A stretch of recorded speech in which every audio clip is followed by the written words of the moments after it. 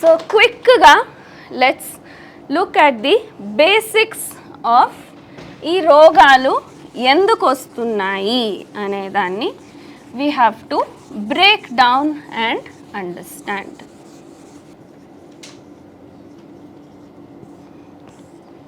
నేను అప్పుడే చెప్పినట్టు రోగాల లిస్ట్ అయితే చాలా పొడుగ్గా ఉంది. ఈచ్ వన్ గురించి మాట్లాడుతుంటే ఒక 3 రోజులు కాదు, ఒక నెల అయినా సరిపోదు. సో దాన్ని సింప్లిఫై చేసేదానికి, అన్ని దాన్ని చిన్నగా అర్థం చేసుకోవాలంటే క్లాసిఫై చేసి దాన్ని 3 రకాలుగా మేము we can understand them as glucose imbalance వల్ల వచ్చే రోగాలు, దేహంలో అయిన హార్మోన్ ఇంబ్యాలెన్స్ వల్ల వచ్చే రోగాలు, అలాగే మన దేహంలో ఉన్న మైక్రోబియల్ ఇంబ్యాలెన్స్ వల్ల వచ్చే రోగాలు.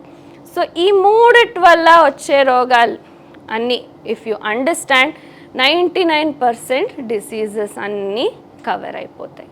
సో ఇవి 3 మేము if we have to understand, first ఈ గ్లూకోజ్ అంటే ఏంటి, దేహంలో అది ఏం చేస్తుంది, ఈ హార్మోన్స్ అంటే ఏమి, మన దేహంలో దాని రోల్ ఏంటుంటుంది, అలాగే ఈ మైక్రోబ్స్ అంటే ఏ బ్యాక్టీరియాల గురించి మాట్లాడుతున్నాము, అవి ఎలా ఇంబ్యాలెన్స్ అవుతున్నాయి. సో దాన్నంతా డీటెయిల్గా అర్థం చేసుకొని ప్రాబ్లం మాత్రమే కాదు, సొల్యూషన్ మనకు ఇంకా ఇంపార్టెంట్, ఈ ఇంబ్యాలెన్స్ని కరెక్ట్ ఎలా చేసుకునేది, దేహంలో ఇవి బ్యాలెన్స్డ్గా ఉండేలాగా ఎలా చూసుకునేది అనేది the next topics for our discussion. So we will start with glucose imbalance. Step by step 3 డీటెయిల్గా అర్థం చేసుకోవాలి. So starting with the glucose imbalance.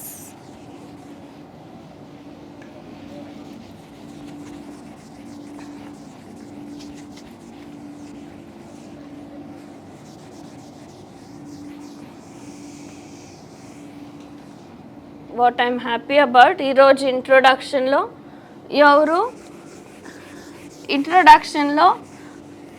నా పేరు సుప్రియ, నేను థైరాయిడ్ పేషెంటు, నా పేరు ఇది, నేను బీపీ పేషెంట్ అని చెప్పలేదు. చాలాసార్లు అదే జరుగుతుంది, ఎందుకంటే మేము స్టాంప్ వేసుకునేసాం, మాకు ఈ రోగం ఉంది, నేను ఈ పేషెంట్ అని ఇంట్రొడక్షనే అలా ఇస్తూ ఉంటారు.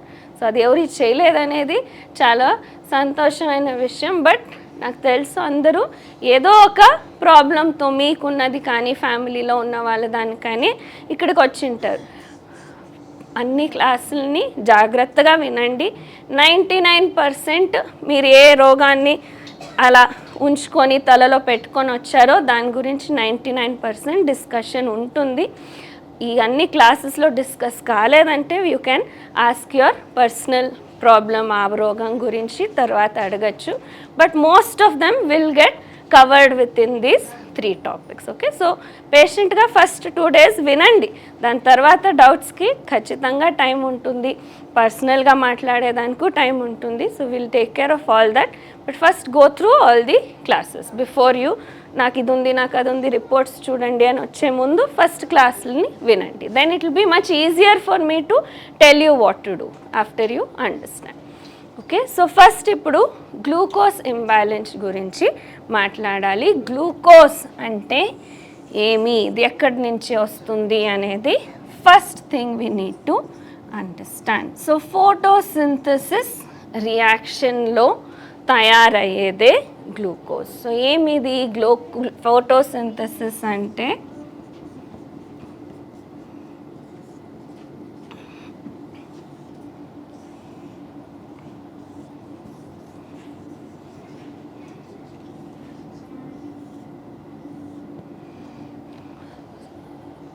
So within the green leaves, ఆకు లోపల జరిగే రియాక్షనే ఫోటోసింథసిస్ రియాక్షన్ అని పిలుస్తారు. ఫోటో అంటే ఏంటి, లైట్. సో సూర్యుడు కిరణాలు పడినప్పుడు ఆకు పైన గాలి నుంచి పీల్చుకొన కార్బన్ డైఆక్సైడ్ని, భూమి నుంచి పీల్చుకొన నీళ్ళని కలిపి ఇవి రెండింటిని ఏం తయారవుతుంది, C6H12O6 అలాగే ఆక్సిజన్ కూడా రిలీజ్ అవుతుంది. సో దీన్నే ఫోటోసింథసిస్ రియాక్షన్ అంటారు. ఈ C6H12O6 ఏముందో దాన్నే గ్లూకోజ్ అని పిలుస్తాం. ఓకే, సో ఏం జరిగింది ముఖ్యంగా, the energy of the sun, సూర్యుడి కిరణాల్లో ఉన్న శక్తిని చెట్లు దాన్ని పట్టుకొని దాన్ని వాడి గాలిలో ఉన్న కార్బన్ డైఆక్సైడ్ని భూమి నుంచి పీల్చుకున్న నీళ్ళని కలిపి గ్లూకోజ్ అనే పదార్థాన్ని తయారు చేస్తాయి. సో ఇది సన్లైట్ ఉన్నప్పుడు మాత్రమే జరిగే ప్రక్రియ. సో ఈ తయారైన గ్లూకోజ్ ఏమవుతుంది, దీన్ని ప్యాక్ చేసి వేరే వేరే విధానాల ఆహారంగా తయారు చేస్తాయి చెట్లు. సో డైరెక్ట్ సన్స్ ఎనర్జీని వీ కెనాట్ యూజ్. మేము వెళ్ళి ఇలా సూర్యుడిలో నించున్నా కూడా మన దేహంలో గ్లూకోజు తయారు కాదు.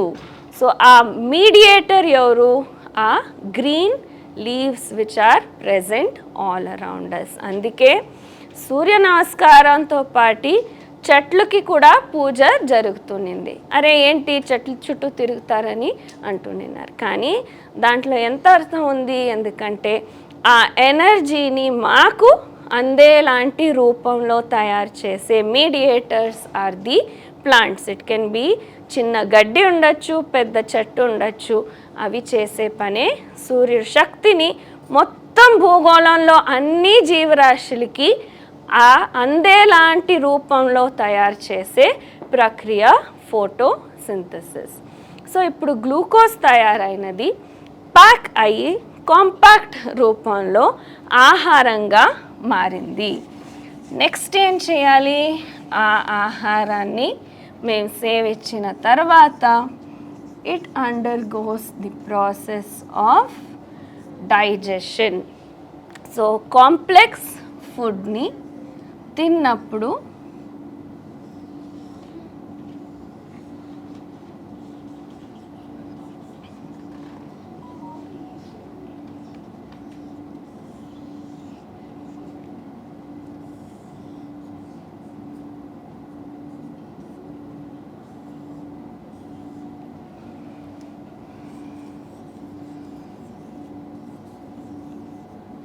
okay, very rough representation of digestive system.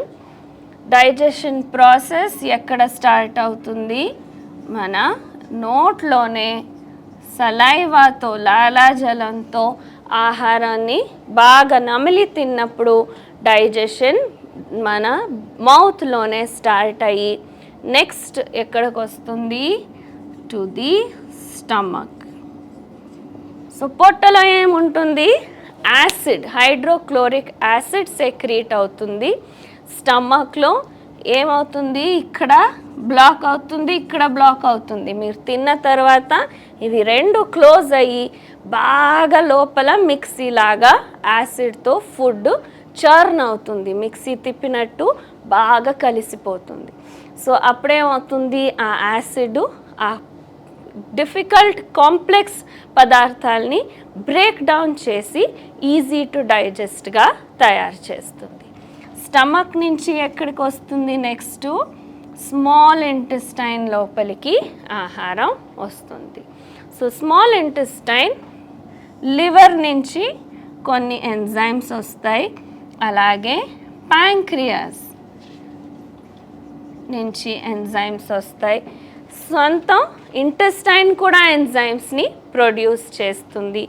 మూడు కలిపి తిన్న ఆహారాన్ని చిన్న చిన్నగా బ్రేక్ డౌన్ చేసి కొనాలో ఏమవుతుంది, చిన్న మాలిక్యూల్స్ ఆఫ్ పోషకాంశాలు లైక్ గ్లూకోజ్ మీ రక్తం లోపలికి పీల్చుకుంటారు.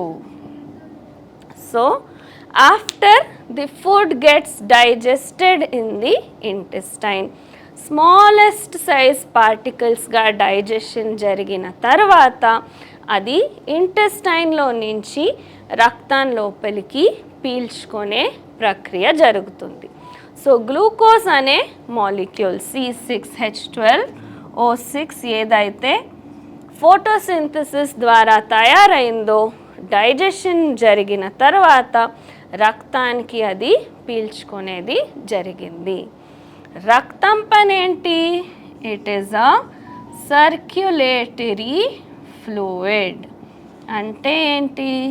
ప్రతి క్షణము మీ దేహంలో బాగా సర్క్యులేట్ అయ్యే తిరిగేదే రక్తం పని. సో రక్తం ఎప్పుడైతే సర్క్యులేట్ అవుతుందో దాంతోపాటి మీరు పీల్చుకున్న పోషకాంశాలన్నీ కూడా మీ దేహంలో ప్రతి ఒక్క చోటికి అందించే పని రక్తానిది. సో ఇప్పుడు గ్లూకోజ్ ఇంటెస్టైన్ నుంచి రక్తం లోపలికి వచ్చింది. We are following the glucose. రక్తంతో అది సర్క్యులేట్ అయ్యి ప్రతి ఒక్క లివింగ్ సెల్కి వచ్చి నించుంది. ఏమి? Glucose. We are following glucose. Glucose బ్లడ్తో పాటు సర్క్యులేట్ అయ్యి మీ ప్రతి ఒక్క లివింగ్ సెల్కి అక్కడికి అందించింది రక్తం. కానీ అక్కడేమైంది? ఆ సెల్ది డోర్స్ విండోస్ అన్నీ క్లోజ్ అయిపోయాయి.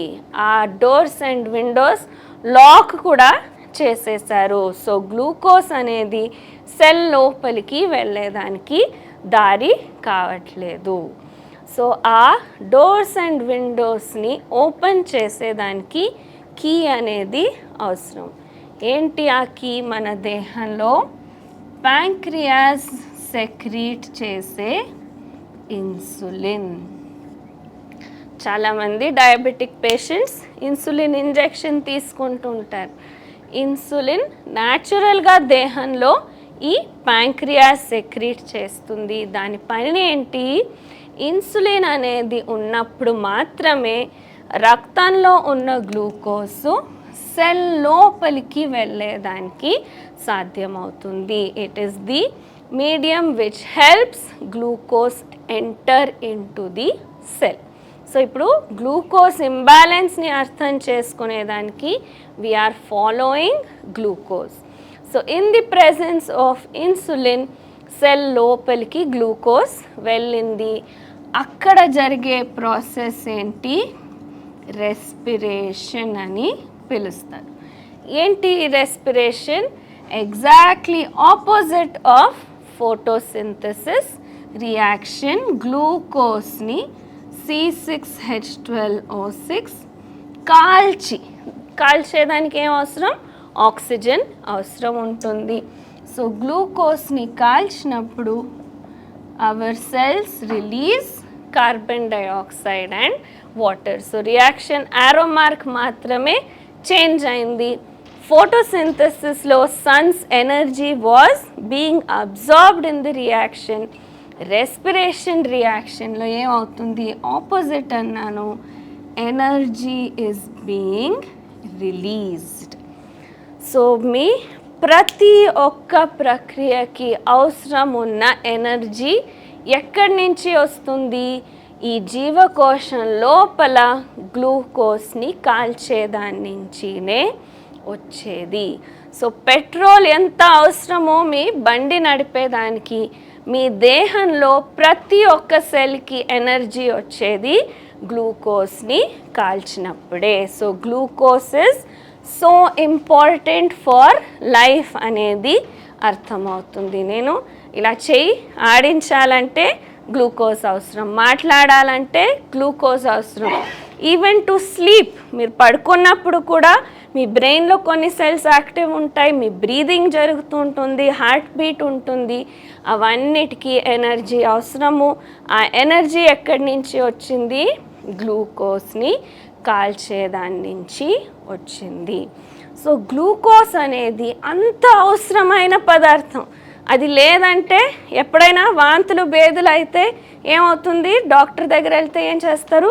గ్లూకోజ్ డ్రిప్స్ పెడతారు. అంటే అది లేదంటే మీకు ప్రజ్ఞ కూడా ఉండదు, బేహోష్ అయిపోతారు. సో అంత అవసరమైన గ్లూకోజ్ని కూడా దేహంలో ఎక్కువ అయితే ఇంబ్యాలెన్స్ అంటారు, రోగానికి అది దారి చేస్తుంది. సో వినింటారు, అమృతం కూడా విషంగా మారుతుంది ఎప్పుడైతే అది ఇతిమితిలో లేనప్పుడు. సో ఇంబ్యాలెన్స్ అయినప్పుడు గ్లూకోజ్ అనే అంత అవసరమైన పదార్థం కూడా రోగాలకి కారణం అవుతుంది. అది ఎలా?